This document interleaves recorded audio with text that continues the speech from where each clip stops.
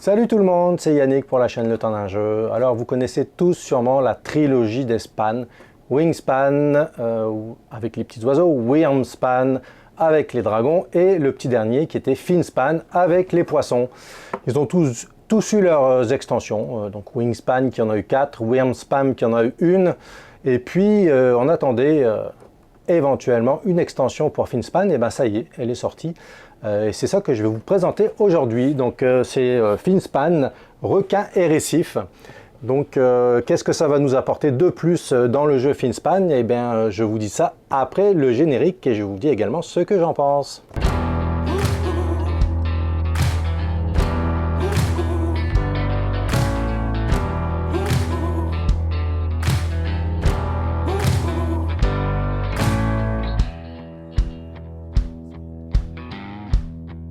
Finspan. Alors Finspan, je ne sais pas si vous y avez déjà joué, mais moi je l'ai dans ma collection. J'ai les trois en fait, les Wingspan, Wyrmspan et Finspan. Donc Finspan, j'avais trouvé que c'était le plus facile des trois, donc pour éventuellement introduire quelqu'un au jeu de société, j'aurais commencé par celui-là, par Finspan. Ce qui fait que, étant plus simple, ça manquait un petit peu de profondeur par rapport aux deux autres. Moi je les classerais Finspan le plus facile, ensuite Wingspan, bien que peut-être qu'avec toutes les extensions, je ne sais pas si elles vont toutes ensemble, moi j'en ai juste une d'extension de Wingspan, c'est la Océanie.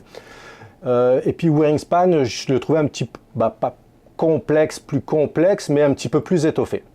Donc Finspan, est-ce que cette extension requin et récif, ça va lui donner un petit peu de profondeur? Donc on va voir ce qu'il y a dans cette petite boîte. Donc ça nous ajoute quoi? Ça nous ajoute des surplateaux, en fait des surplateaux ici qu'on va pouvoir mettre sur notre plateau principal de Finspan. Et ça sert à quoi ce surplateau? Eh bien en fait c'est le même poisson qui a donc le Cyclotone prétentieuse. Je ne connais pas, je n'ai jamais rencontré, mais donc c'est le même poisson qu'il y a sur le board d'origine.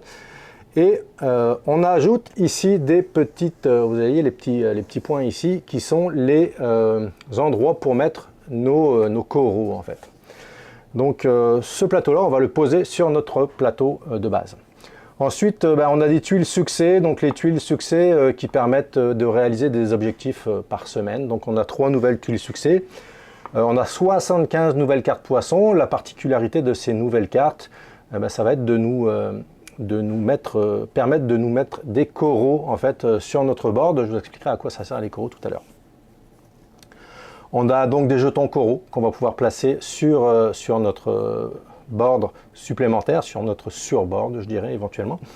On a aussi des aides de jeu, le plateau succès, donc le plateau succès qu'on avait dans le jeu de base, il a été refait pour pouvoir jouer avec cette extension. Et puis bon, évidemment aussi un petit carnet de score et puis des cartes pour l'automa, puisque l'automa a été modifié pour l'extension, pardon. Alors, qu'est-ce que ça nous apporte ces fameux coraux? Eh bien ces coraux en fait, ça va nous permettre de faire des points supplémentaires. Donc c'est pas très compliqué de les avoir, puisqu'en fait on va pouvoir les avoir avec nos cartes. Quand on va jouer des cartes, ça va nous apporter des coraux, ou alors éventuellement on va devoir en dépenser comme on dépensait nos œufs, nos juvéniles, ou éventuellement nos bancs de poissons pour pouvoir faire des actions supplémentaires.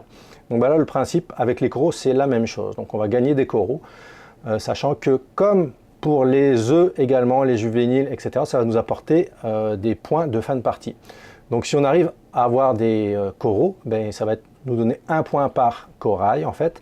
Et si on arrive à compléter une bande complète de corail en fait, eh bien, ça va nous apporter des points supplémentaires.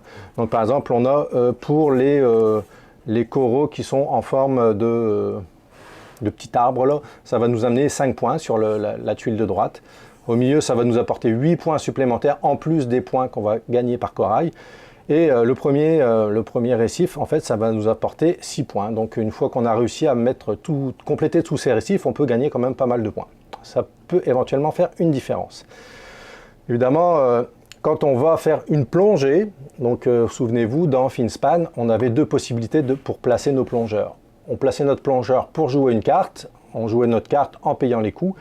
Et là, ça va être la même chose quand on va faire une plongée. Donc, quand on va faire une plongée, eh bien, si on a des cartes avec des espaces bruns qui sont des activations, eh bien, on va pouvoir activer les cartes de ce fait. Une fois qu'on va arriver sur notre surboard où il y a les coraux, on va pouvoir prendre un corail et le mettre à l'endroit où on est passé, moyennant de dépenser évidemment une ressource, ou un œuf, ou un juvénile, ou une carte.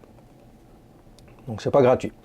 Donc on va petit à petit augmenter ces coraux. Ces coraux vont nous permettre, plus on en a, plus on va pouvoir jouer des grosses cartes avec des gros points éventuellement. Et donc c'est l'activité principale, le changement principal de cette extension FinSpan. Ça ajoute les récifs sur lesquels on va pouvoir mettre des coraux. Voilà pour FinSpan, requin et récif. Donc je vous ai donné un petit peu l'ensemble de ce que ça présente. Et maintenant, je vais vous donner la critique. Alors, qu'est-ce que j'ai pensé de FinSpan, requin et récif? En fait, je m'attendais à une extension qui propose un petit peu plus de profondeur, un petit peu plus de complexité pour augmenter le niveau de FinSpan. Mais j'ai trouvé que ce n'était pas le cas finalement, puisque oui, ça nous permet de faire des points de plus, mais ça n'ajoute pas la complexité, puisqu'en fait les coraux, on va tout simplement les gagner en jouant des cartes ou en passant sur notre récif. Si on va passer sur notre récif, on va mettre un corail supplémentaire, ou alors si on joue une carte, éventuellement on va dépenser des coraux, ou alors en gagner quand on va faire une activation. Donc ça n'ajoute aucunement de la complexité au jeu, ça ajoute simplement une façon de faire des points. Donc somme toute, le matériel est bien, donc les coraux sont en bois, les coraux sont quand même un petit peu petits, peut-être parfois ceux qui ont des gros doigts vont avoir peut-être un petit peu de difficulté à les manipuler, mais de belle qualité. Le surplateau, bon ben ça reprend exactement ce qu'on avait sur le plateau d'origine, mais avec les petits endroits pour mettre les récifs. Au niveau des cartes, bon ben les cartes, ça reste des cartes poissons ou requins éventuellement, donc il y a quand même des beaux poissons qui sont ajoutés. Je ne retiens rien, la qualité des cartes est très belle, la qualité des dessins est très belle quand même. On en apprend aussi toujours un petit peu plus sur les poissons qu'on va poser, puisqu'il y a une petite légende qui va nous permettre de savoir ce que c'est comme poisson et puis qu'est-ce qu'il fait dans la vie. Donc ça, pour en revenir, ça n'ajoute pas de complexité, ça va ajouter simplement une façon de faire des points, et c'est un petit peu mon regret. Je pensais que ça allait ajouter un petit peu de piquant à FinSpan, au jeu de base, mais c'est pas le cas. Un jeu a une extension quand même qui est très belle. Combien je noterais cette extension sur 10? Eh bien écoutez, je la noterais, c'est difficile à dire parce que le matériel est quand même très beau, mais j'ai été moi un petit peu déçu, donc c'est mon avis personnel, mais j'ai été un petit peu déçu parce que je ne m'attendais pas à ça. Je vais quand même lui donner un 7 sur 10, puisqu'on a quand même un très beau matériel, et puis FinSpan, ça reste quand même un très bon jeu, et puis ça ajoute la façon de faire des points, mais pas de complexité au jeu. Donc voilà, c'était ma présentation de FinSpan, et je vous dis à bientôt. Salut!